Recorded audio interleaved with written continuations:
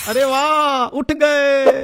लाइए आरती की थाली लाइए, आरती उतारिए, भोग लगाइए, मेवा पंतुआ लड्डू खिलाइए।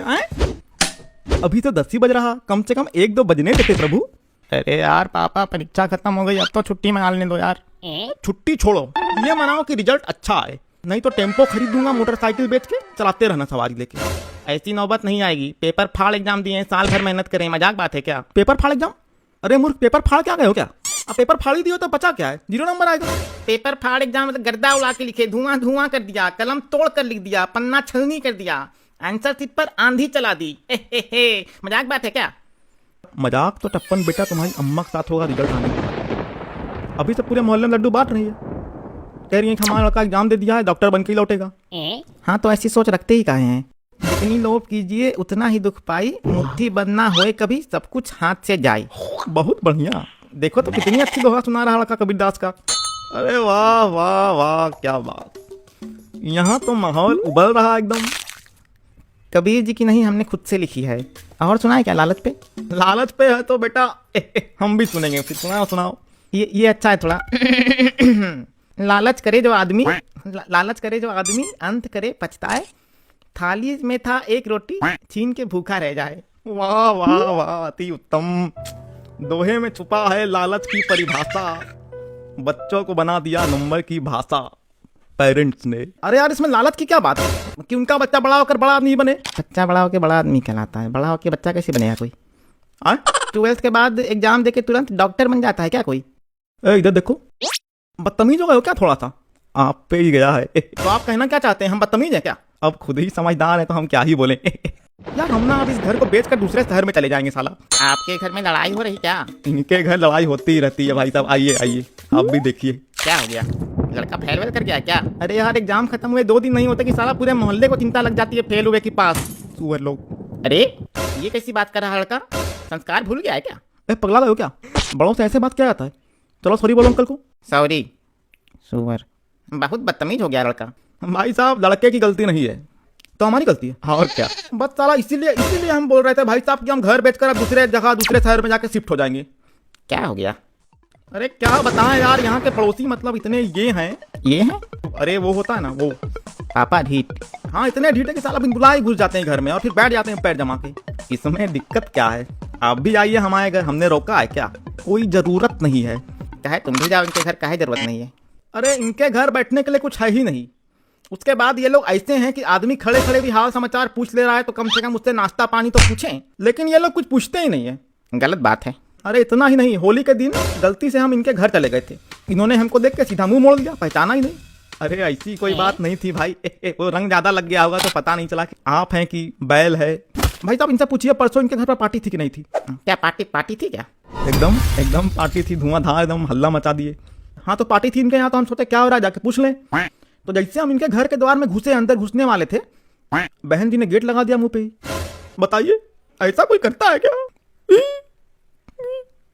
नहीं बहुत गलत किया है। गलत?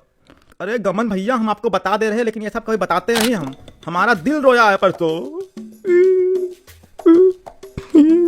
अरे यार साला हमारे घर में कुछ ना कुछ होते ही रहता है। एक तो पहले से रिजल्ट आने का टेंशन, ऊपर से इन लोगों की नौटंकी खत्म नहीं हो रही। साला टेंशन किस बात की? अच्छा पेपर दिए होगे तो नंबर अच्छे आएंगे, और अगर टेंशन ज्यादा हो रहा मतलब पेपर खराब देके आ रहे। हाँ तो कोई बढ़िया चंभित करने वाली बात नहीं है इसमें।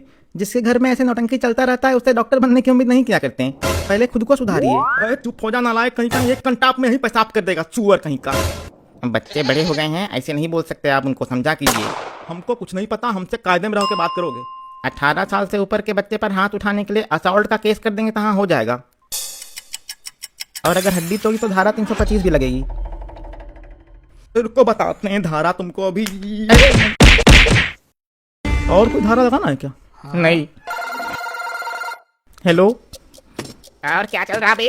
कुछ नहीं। तो गए नहीं क्या? कहाँ जाएंगे यार? काहे बे, तुम तो कह रहे थे कि श्वेता से मिलने। अरे रिजल्ट कब आ रही है? रिजल्ट कब आ रही है यार? हेलो अरे सुन रहे हो, रिजल्ट कब आ रही है? हम पूछ रहे हैं हम। अच्छा ओ, लगता है बाप वहीं खड़ा है क्या? समझ गए।